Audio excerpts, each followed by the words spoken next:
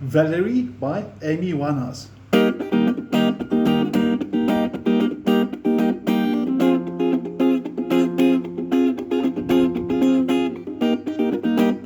Now this song, really cool song, very easy song, basic chords, but a very up-tempo, funky strumming pattern that I want to get into later as well. But to get you started, let's make sure you're familiar with all the chords and make sure you've got your capo at fret 3. Use your capo at the 3rd fret. And if you don't have a copy of the PDF with the chords and the diagrams, everything on it, just drop me a WhatsApp, I'll send it to you, or email me as well. Okay, let's get going, see what the chords look like. The song opens with C, first finger, second string after the capo, so here's capo at fret 3, first finger here, second finger goes to the 2nd fret, 4th string from the bottom, and the ring finger, 5th string from the bottom. Remember, we count from the bottom up, so that's the 5th string. That's your C chord. Should sound like this. And the following chord is a D minor, which means finger 1 now goes to the 1st fret of the 1st string, middle finger number 2 goes to the 3rd string 2nd fret, ring finger goes to the 3rd fret on the 2nd string, and you only strum the bottom 4 strings. That's your D minor. Your verse is simply C and D minor, so it's going to sound like this, and I'll show you the strumming pattern as well. Later we'll break down the strumming pattern to show you more accurately what we're doing, but this is what your verse should sound like once it's working.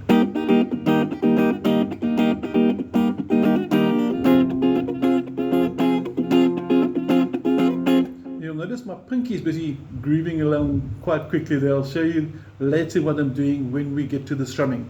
Before we get there, we want to look at the chorus.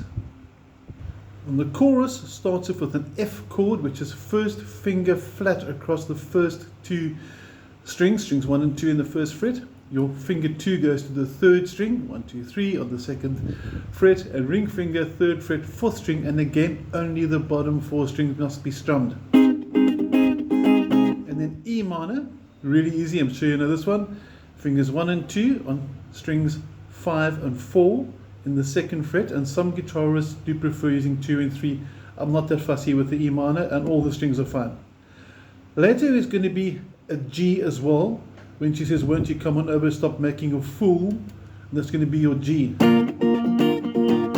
G's got finger 1, 5th string, 2nd fret, middle finger straight to the top, and then ring finger number 3 to the bottom string on the 3rd fret, or you can use pinky and ring finger. This is my personal favorite, I like that, which means pinkies on the bottom, ring fingers on the 2nd, and then fingers 1 and 2 on top. But you're quite welcome to just do the 3rd finger as well, whichever one works for you. Okay, now comes the rhythm pattern. This is where the fun starts. Now I've kept my pinky in the top corner of the video so you can watch him as he's moving at the top there, but I want you to still have your main focus on what I'm doing with my strumming hand. Notice I'm using fingers for this, I'm not using a pick. You may use a pick if you want to, I don't mind. The rhythm and the strumming strokes are more important.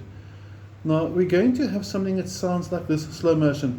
Down, down, up, down, up, down, down. That's the basic. Down, down, up, down, up, down, down. But if we do this,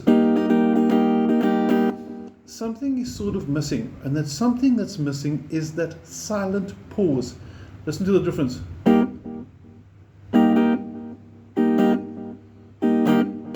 And its speed. This is without it. This is with it. And that's what the pinky's doing over here. So one more time before we look at the pinky on the strumming. Down, down, up, down, up, down, down. That's your basic rhythm pattern. I'm going to sit and focus on our fretting hand to see how we're going to dampen the pinky. I'm going to demonstrate on the C chord because the pinky works really well there. And the trick is to get a silent gap. You can actually hear there's a bit of a gap. And there's a bit of an echo which I put on the guitar because I think it sounds cool. But you can definitely hear the silent pause. Now what's happening with that, after I strum, I relax my fingers 1, 2 and 3, and at the same time my pinky goes flat. So this must happen simultaneously, and you got dead quiet. If I just relax my fingers, then my 2 open strings are still going to ring. Okay. If I put my pinky down only, that could happen, and that's also bad. So we need to have a total relaxed action. It's strum and relax and pinky at the same time. Down.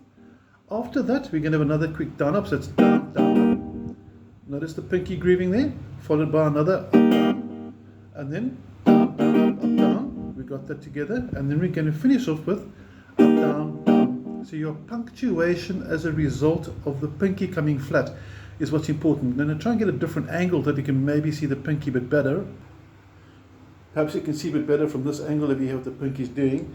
So I strum, I relax those three, and the pinky comes and relaxes on the string. So I'm not pushing down, because if I push down, that's going to happen. I'm just lying on the string. And there you have it.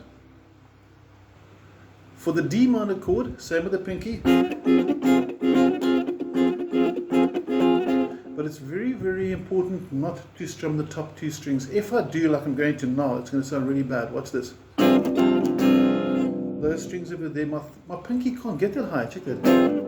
So I've got a problem. But if I strum the bottom four, everything works out quite nicely. Same for the F. The F now, because there's no open strings, I don't actually need the pinky, because there's no open strings to ring. So as I relax the F, it automatically goes dead. And the same with the E minor now, pinky again. So you can see that pinky sort of control, that pinky technique is really, really going to help us a lot. One more time from a different angle there. I'm hoping the different angles help you get the technique, because I'm now over stressing this, I guess, but it is a really important technique to get going. Now the last chord, the G, this is quite fun, because with the G, your pinky's got no chance of getting across all the strings. It's just not long enough. So we're going to use the middle finger, and the middle finger is going to do this.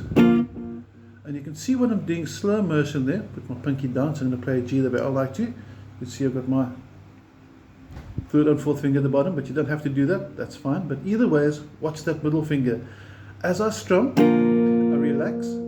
My open strings are still ringing. And my middle finger just pulls down. Like that, slow motion. Maybe a different angle might help. I'm sitting at quite an awkward angle now. I hope this just comes out alright. So the trick is to flatten the middle finger across the strings. And it also works for the damping. Okay, you've got basically all the chords you need for Valerie. It's a really nice vocal song, so for those of you that like singing, it's going to work out well.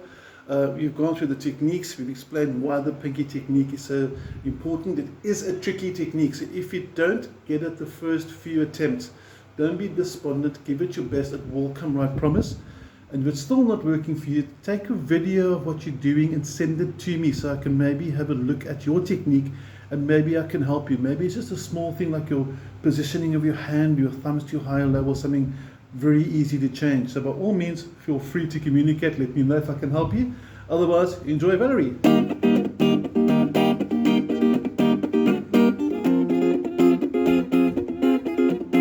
And have an awesome week. Take care.